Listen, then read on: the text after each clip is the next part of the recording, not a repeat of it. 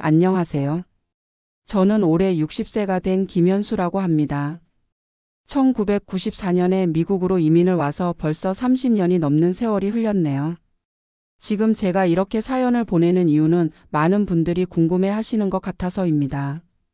한국 사람이 미국에서 트럭 운전사로 25년을 일하면서 어떻게 집을 두 채나 살 수 있었느냐 하고 말이에요. 요즘 한국 분들이 미국 와서 트럭 운전사 일을 많이 하신다고 들었는데 제 경험이 조금이라도 도움이 되었으면 하는 마음입니다. 먼저 현재 제 상황부터 말씀드리겠습니다. 저는 캘리포니아 베이커스필드에 35만 달러짜리 집 한 채와 텍사스 댈러스에 28만 달러짜리 집 한 채를 소유하고 있습니다. 둘 다 렌트를 주고 있는 투자용 부동산이고요. 베이커스필드 집은 월 2,800달러, 댈러스 집은 월 2,200달러의 렌트 수입이 들어옵니다. 제가 지금까지 트럭 운전사로 번 돈은 대략 계산해보니 130만 달러 정도 됩니다. 25년 평균 내면 연간 5만 2천 달러 정도 되는 셈이죠. 결코 높은 수입은 아니었습니다. 하지만 저는 그 돈으로 집 두 채를 샀고 자녀 둘을 대학까지 보냈으며 지금은 매달 5천 달러의 렌트 수입이 나오는 상황까지 왔습니다. 어떻게 이게 가능했을까요? 바로 전략입니다. 그것도 보통 전략이 아니라 뼈를 깎는 전략이었죠. 제가 1994년에 미국에 왔을 때는 정말 맨손이었습니다. 당시 한국에서 구미에 있는 작은 기계 부품 공장에서 일하고 있었는데 IMF가 터지기 전이라 해도 경제가 어려워지기 시작할 무렵이었어요. 아내와 저 그리고 3살 1살 배기 아들 딸을 데리고 미국 땅을 밟았습니다. 처음엔 정말 막막했습니다. 영어는 고등학교 때 배운 게 전부였고 미국에서 할 수 있는 일이라고는 한인 식당에서 설거지하거나 청소하는 일뿐이었거든요. 그렇게 3개월을 버텼는데 어느 날 아내가 울면서 말하더라고요. 여보, 이러다가 우리 언제 자리를 잡겠어요? 그때 저는 결심했습니다. 영어를 못해도 학벌이 없어도 할 수 있는 일을 찾아보자고요. 그때 한인회에서 만난 분이 트럭 운전사 일을 추천해 주셨습니다. 영어 좀 서툴러도 괜찮고 일단 면허만 따면 먹고 살 수는 있어요 하고 말이죠. 1995년 봄 저는 로스앤젤레스 다운타운에 있는 한인이 운영하는 트럭 운전학교에 등록했습니다. 수강료가 3,500달러였는데 그게 당시 저희가 가진 돈의 거의 전부였어요. 3주 동안 매일 아침 6시부터 저녁 7시까지 학원에 다녔습니다. 트럭 구조부터 시작해서 안전 규정 그리고 실제 운전까지. 정말 죽을 것 같았어요. 특히 영어로 된 시험 준비가 가장 힘들었습니다. AIR 브레이크 시스템, 프리에서 트립 인스펙션 이런 단어들을 하나하나 외워야 했거든요. 집에 와서는 아내가 영어 단어를 적어 놓은 종이를 들고 문제를 내주면 저는 답을 외우는 식으로 공부했습니다. 시험 당일 떨리는 마음으로 DMV에 갔는데 다행히 필기시험을 통과했어요. 그 다음 주에 실기시험도 간신히 붙었고요. 1995년 6월 저는 드디어 CDL 클래스 A 면허를 손에 쥘 수 있었습니다. 그때의 기쁨이란 지금 생각해도 벅차오릅니다. 처음에는 퍼시픽 익스프레스라는 회사에서 회사 소속 드라이버로 시작했습니다. 로스앤젤레스에서 시애틀까지 가는 노선이었는데 왕복 3일이 걸리는 장거리였어요. 처음 받은 급여가 한 달에 2,800달러였습니다. 그런데 문제는 지출이었어요. 당시 LA 한인타운 근처 아파트 월세가 1,200달러, 음식비, 기타 생활비까지 하면 한 달에 2,500달러는 나갔거든요. 저축할 돈이 거의 없었습니다. 그때부터 저희 부부는 본격적인 전략 생활을 시작했습니다. 첫 번째로 한 일은 주거비를 줄이는 것이었어요. 한인타운에서 조금 떨어진 곳으로 이사를 갔습니다. 월세를 1,200달러에서 800달러로 줄였어요. 대신 차로 30분을 더 가야 하는 곳이었지만 한 달에 400달러를 아낄 수 있었습니다. 두 번째는 음식비였습니다. 아내가 정말 고생을 많이 했어요. 한국 마트에서 쌀 20kg짜리를 사다가 김치며 반찬을 모두 직접 만들어 먹었습니다. 외식은 한 달에 한 번, 그것도 맥도널드나 타코벨 같은 패스트푸드점에서만 했어요. 그렇게 해서 음식비를 한 달에 $600에서 $300로 줄였습니다. 세 번째는 교통비였어요. 저는 트럭을 몰고 다니니까 개인차가 따로 필요 없었지만 아내가 아이들 데리고 다닐 차는 필요했거든요. 중고차 딜러에서 1987년식 혼다 시빅을 $3,000에 샀습니다. 보험료까지 해서 한 달에 $200 정도 들었어요. 네 번째는 의료비였습니다. 회사에서 제공하는 건강보험이 있었지만 본인 부담금이 상당했거든요. 그래서 감기 같은 건 한국에서 가져온 약으로 버텼고 정말 심각한 일이 아니면 병원에 가지 않았어요. 다섯 번째는 의류비였습니다.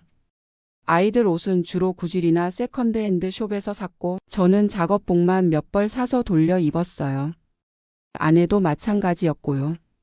이런 식으로 생활하니까 한 달 지출을 $1,500까지 줄일 수 있었습니다. 그러면 $2,800 수입에서 $1,300를 저축할 수 있었어요. 하지만 여기서 끝이 아니었습니다. 저는 더 많이 벌고 더 많이 아끼고 싶었거든요. 1996년부터는 주말에도 일을 했습니다. 평일에는 회사 일을 하고 토요일 일요일에는 개인적으로 로컬 화물 운송 일을 했어요. 한인 사업체들의 물건을 옮기는 일이었는데 하루에 $100에서 $150 정도 벌 수 있었습니다. 그러면 주말에 $300, 한 달에 $1,200를 추가로 벌 수 있었어요. 동시에 절약도 더 극단적으로 했습니다. 예를 들어 전기료를 아끼기 위해 여름에도 에어컨을 거의 틀지 않았어요. 선풍기 하나로 버텼습니다. 겨울에는 히터 온도를 65도로 맞춰놓고 집에서는 두꺼운 옷을 입고 지냈어요. 물을 아끼기 위해 샤워도 3분 이내로 끝냈고 빨래는 일주일에 한 번만 했습니다. 설거지할 때도 물을 받아놓고 했어요. 전화료를 아끼기 위해 한국 통화는 한 달에 한 번 15분 이내로만 했습니다. 그때는 인터넷이 없었으니까 국제 전화가 유일한 연락 수단이었거든요. 휘발유비를 아끼기 위해 불필요한 외출은 하지 않았어요. 장보기도 일주일에 한 번 한인마트 세일하는 날에만 가서 몰아서 샀습니다. 이런 식으로 생활하니까 한 달 지출을 $1,200까지 줄일 수 있었어요. 그러면 정규 수입 $2,800 플러스 주말 부업 $1,200, 총 $4,000에서 $1,200를 쓰고 $2,800를 저축하는 거였죠. 1997년이 되니까 통장에 $30,000가 모였습니다. 그때 저는 생각했어요.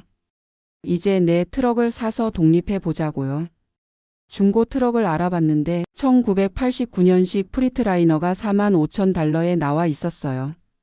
$30,000를 다운 페이먼트로 내고 나머지 $15,000는 할부로 하기로 했습니다. 그렇게 해서 1997년 봄 저는 제 트럭을 갖게 되었습니다. 오너 오퍼레이터가 된 거죠. 처음엔 슈나이더 내셔널이라는 큰 회사와 계약을 맺고 일했어요. 회사 소속으로 일할 때보다 수입이 훨씬 늘었습니다. 마일당 $1.20를 받았는데 한 달에 평균 6,000마일을 운전하니까 $7,200가 들어왔어요. 물론 여기서 연료비, 트럭 할부금, 보험료, 수리비 등을 빼야 했지만 그래도 순수입이 $4,500 정도 되었습니다. 하지만 저는 여기서 만족하지 않았어요. 더 효율적으로 일하는 방법을 찾기 시작했습니다. 첫 번째로 한 일은 연료비를 줄이는 것이었어요. 트럭 운전사에게 연료비는 가장 큰 지출 항목 중 하나거든요. 저는 퓨얼 OPTIMIGR라는 앱을 깔아서 가장 싼 주유소를 찾아다녔습니다. 5센트만 싸도 200갤런 넣으면 $10를 아끼는 거니까요. 한 달이면 $150에서 $200를 아낄 수 있었어요. 그리고 운전 습관도 바꿨습니다. 급가속, 급제동을 하지 않고 고속도로에서는 시속 62마일로 일정하게 유지했어요. 이렇게 하면 연비가 20% 정도 좋아집니다. 두 번째는 루트를 최적화하는 것이었어요. 같은 방향으로 가는 화물들을 묶어서 운송하면 효율이 좋아지거든요. 저는 DAT 로드보드라는 사이트를 통해서 백홀 화물을 찾았습니다.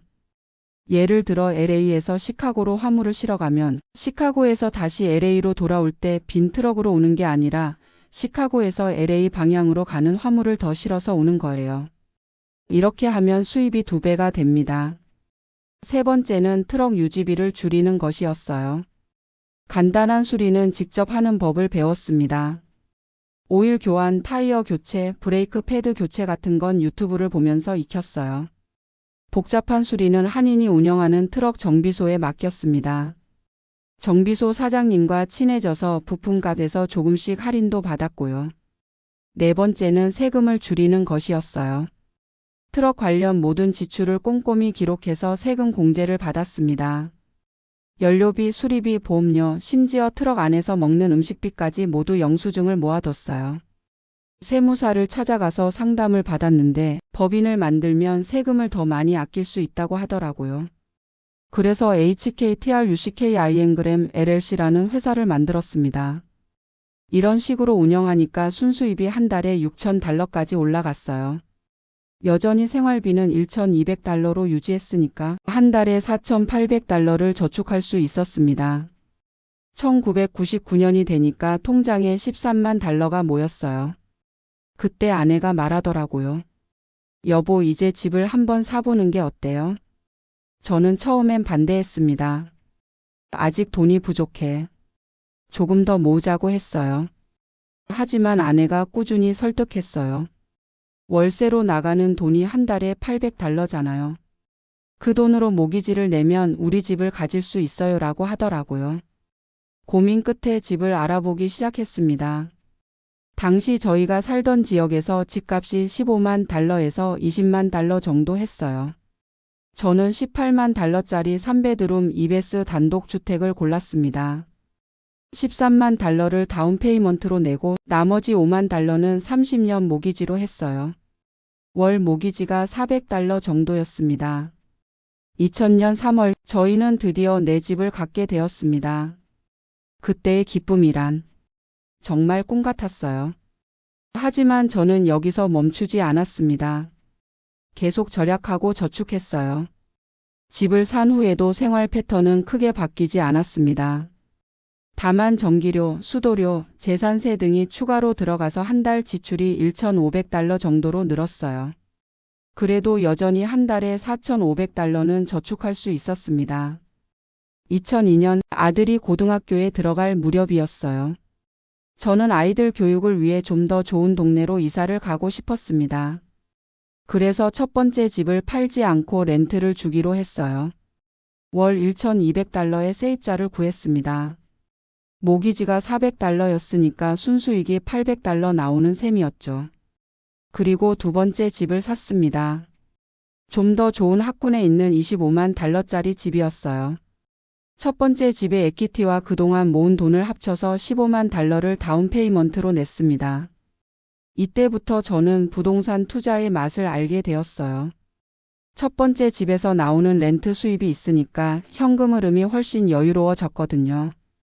2005년 집값이 많이 오른 시기였는데 첫 번째 집이 $35만 올랐어요. $18만 산 집이 5년 만에 $35만 된 거죠. 저는 여기서 욕심을 부리지 않았습니다. 팔지 않고 계속 렌트를 주기로 했어요. 장기적으로 보면 더 오를 것 같았거든요. 2008년 금융위기가 터졌을 때도 저는 별로 타격을 받지 않았어요. 트럭 운전사 일은 경기와 상관없이 물건은 계속 운반해야 하니까 안정적이었고 집값이 떨어져도 렌트 수입은 크게 변하지 않았거든요. 오히려 그때를 기회로 삼았습니다. 집값이 많이 떨어졌으니까 투자할 기회라고 생각했어요. 2010년 텍사스 댈러스에 있는 $23만 집을 샀습니다. 3베드룸 2베스 단독주택이었는데 원래 $35만 하던 집이 금융위기 여파로 $23만 떨어진 거였어요. $15만 다운 페이먼트로 내고 나머지 $8만 모기지로 했습니다. 월 렌트를 $1,800의 세입자를 구했어요. 이때부터 저는 진짜 부동산 투자자가 된 기분이었습니다. 캘리포니아 집에서 월 $1,200, 텍사스 집에서 월 $1,800, 총 $3,000의 렌트 수입이 나왔거든요. 물론 모기지와 관리비, 세금 등을 빼면 순수익은 줄어들지만 그래도 한 달에 $1,500 정도의 패시브 인컴이 생겼어요. 2015년 아들 제임스가 대학을 졸업하고 직장을 구했습니다. 딸 수진도 대학 마지막 학년이었고요. 드디어 자녀 교육비 부담에서 벗어날 수 있었어요. 그때 저는 58세였는데 트럭 운전이 점점 힘들어지기 시작했어요. 25년 동안 장거리 운전을 하다 보니 허리와 무릎이 아프기 시작했거든요. 그래서 은퇴를 준비하기 시작했습니다. 트럭을 팔고 부동산 투자에만 집중하기로 했어요. 2018년 트럭을 15만 달러에 팔았습니다. 30년 된 트럭이었지만 관리를 잘해서 그 정도 받을 수 있었어요. 그 돈으로 기존 집들의 모기지를 더 갚았습니다. 캘리포니아 집 모기지를 완전히 갚았고 텍사스 집 모기지도 절반 정도 갚았어요. 그러니까 렌트 수입에서 나가는 돈이 줄어서 순수익이 늘어났습니다. 캘리포니아 집에서 월 순수익 1,500달러, 텍사스 집에서 월 순수익 1,200달러, 총 2,700달러가 나오게 되었어요. 2020년 코로나19 때문에 집값이 또 많이 올랐어요. 캘리포니아 집이 45만 달러, 텍사스 집이 32만 달러까지 올랐습니다. 저는 여전히 팔지 않고 있어요. 렌트도 조금씩 올려서 지금은 캘리포니아 집이 월 2,800달러, 텍사스 집이 월 2,200달러 받고 있습니다. 현재 저의 상황을 정리해보면 이렇습니다. 부동산 자산. 캘리포니아 집시가 45만 달러 모기지 완납. 텍사스 집시가 32만 달러 모기지 잔액 3만 달러. 총 부동산 자산 74만 달러. 월 수입. 캘리포니아 집 렌트 수입 2,800달러. 텍사스 집 렌트 수입 2,200달러. 총 렌트 수입 5,000달러. 월 지출. 텍사스 집 모기지 200달러. 재산세 및 관리비 800달러. 개인 생활비 2,000달러. 총 지출 3,000달러. 월 순수입 2,000달러. 연간 순수입 24,000달러. 이 정도면 평범하게 살기에는 충분합니다. 더 큰 집으로 이사도 갔고 가끔 한국도 놀러 가고 손주들 용돈도 주고 있어요. 돌이켜보면 30년 동안 정말 악착같이 살았던 것 같아요. 남들이 커피 한 잔 마실 돈도 아꼈고 외식 한 번 할 돈도 아꼈습니다. 하지만 그 덕분에 지금 이런 여유로운 생활을 할 수 있게 되었어요. 제가 지금까지 경험한 절약 노하우를 정리해보면 이렇습니다. 첫째, 주거비를 최대한 줄이세요. 월 수입의 30%를 넘지 않도록 하는 것이 좋습니다. 처음에는 조금 불편해도 참으세요. 둘째, 음식비를 아끼세요. 직접 요리해서 먹는 것이 가장 좋습니다. 외식은 정말 특별한 날에만 하세요. 한국 마트에서 대용량으로 사서 냉동 보관하는 것도 좋은 방법입니다. 셋째, 교통비를 절약하세요. 중고차라도 상관없으니 연비 좋은 차를 선택하세요. 불필요한 외출은 줄이고 한번 나갈 때 보리를 몰아서 보세요. 넷째, 공과금을 아끼세요. 에어컨 히터 온도 조절에 신경 쓰고 전등도 불필요하면 끄는 습관을 기르세요. 물도 아껴 쓰세요. 다섯째, 의료비를 줄이세요. 브랜드보다는 실용성을 따지고 세컨드 핸드 숍을 적극 활용하세요. 여섯째, 오락비를 최소화하세요. 영화관 가는 대신 집에서 DVD 보고 비싼 취미보다는 등산이나 산책 같은 무료 활동을 즐기세요. 일곱째, 의료비를 관리하세요. 건강보험을 잘 활용하고 예방에 신경 써서 큰 병이 생기지 않도록 하세요. 여덟째, 세금을 줄이세요. 모든 영수증을 보관하고 세무사와 상담해서 공제받을 수 있는 것들을 놓치지 마세요. 그리고 무엇보다 중요한 것은 꾸준함입니다. 하루 이틀 절약한다고 되는 게 아니에요. 몇 년, 몇십 년을 꾸준히 해야 합니다. 저는 25년 동안 하루도 빠짐없이 가계부를 썼어요. 매일 밤 하루 지출을 정리하고 한 달 목표 대비 얼마나 썼는지 체크했습니다. 목표보다 많이 썼으면 다음 달에 그만큼 덜 쓰려고 노력했고요. 또 하나는 투자에 대한 공부였습니다.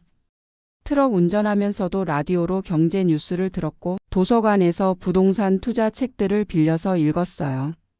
리치 데드 푸 데드라는 책이 특히 도움이 되었습니다. 부자들은 자산을 사고 가난한 사람들은 부채를 산다는 말이 와닿았거든요. 집을 살 때도 단순히 살 집이 아니라 투자 관점에서 접근했습니다. 학구는 어떤지, 교통은 편리한지, 앞으로 개발 계획은 있는지 이런 것들을 꼼꼼히 따져봤어요. 렌트를 줄 때도 좋은 세입자를 구하는 것이 중요했습니다. 크레딧 체크를 꼼꼼히 하고 소득 증명서도 확인했어요. 한번 나쁜 세입자를 만나면 몇 달치 렌트를 날릴 수 있거든요. 지금 생각해보면 가장 잘한 결정이 트럭 운전사가 된 것이었어요.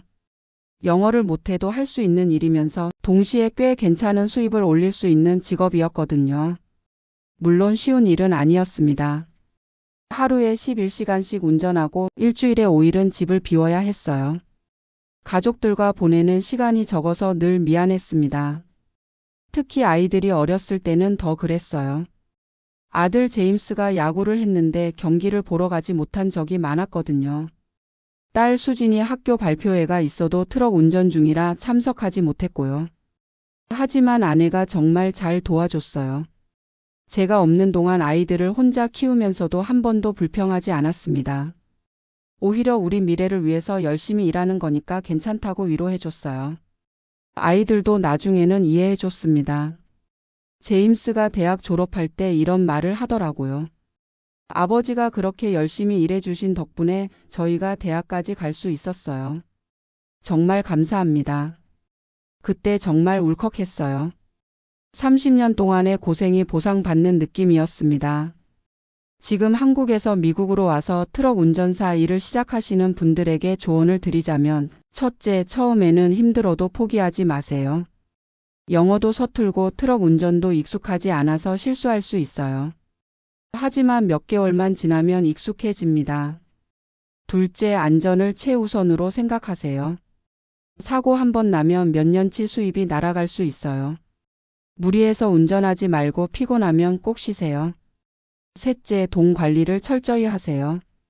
벌자마자 쓰는 습관을 버리고 목표를 정해서 저축하세요. 넷째, 부동산 투자를 고려해 보세요. 트럭 운전사는 은퇴 후에 연금이 많지 않아요. 젊을 때부터 부동산 투자로 노후를 준비하는 것이 좋습니다. 다섯째, 가족과의 시간을 소중히 하세요. 돈을 벌기 위해 가족을 희생하면 나중에 후회할 수 있어요. 바쁘더라도 가족과 소통하는 시간을 만드세요. 여섯째, 건강 관리를 잘하세요. 트럭 운전은 체력이 중요한 일이에요. 규칙적인 운동과 건강한 식습관을 유지하세요.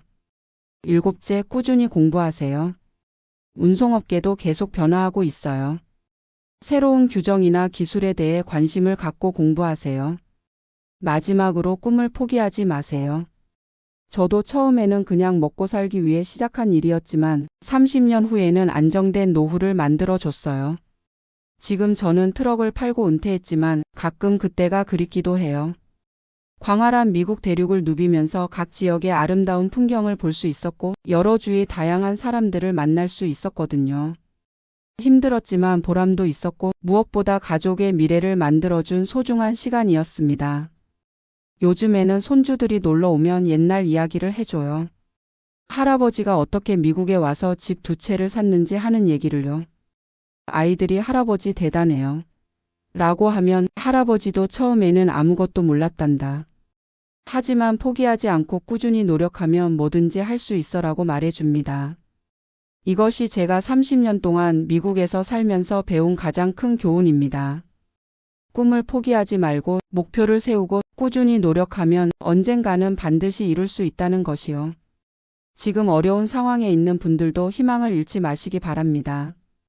저같이 평범한 사람도 할 수 있었으니까 여러분도 분명히 하실 수 있을 거예요. 긴 이야기 들어주셔서 감사합니다. 제 경험이 조금이라도 도움이 되었으면 좋겠네요.